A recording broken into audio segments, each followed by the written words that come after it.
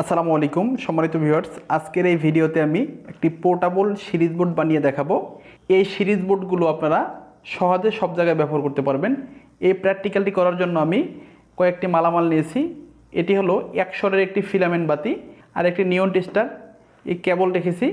এছাড়া নিয়েছি একটি পেন্ডেন্ট হোল্ডার, 2 পিন সকেট এবং 2টি 2 পিন প্লাগ, আর এখানে ইনসুলেশন সরানোর জন্য একটি ওয়্যার স্টিফার রেখেছি। প্রথমেই এই 2 পিন প্লাগের সাথে লাগানো কেবল দুটির একটি পেন্ডেন্ট হোল্ডারের সাথে লাগিয়ে দেব। একটি কেবল এই হোল্ডারটির সাথে লাগিয়ে দিলাম, অপর কেবলটি এই 2 পিন সকেটের সাথে লাগিয়ে দেব। এর জন্য ইনসুলেশন সরিয়ে নিলাম।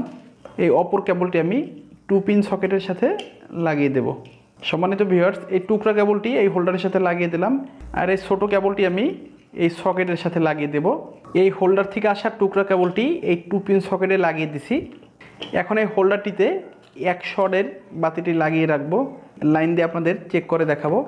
সম্মানিত ভিউয়ার্স, এই 2 পিন প্লাগটি এই সোর্সের সাথে লাগিয়ে দিলাম।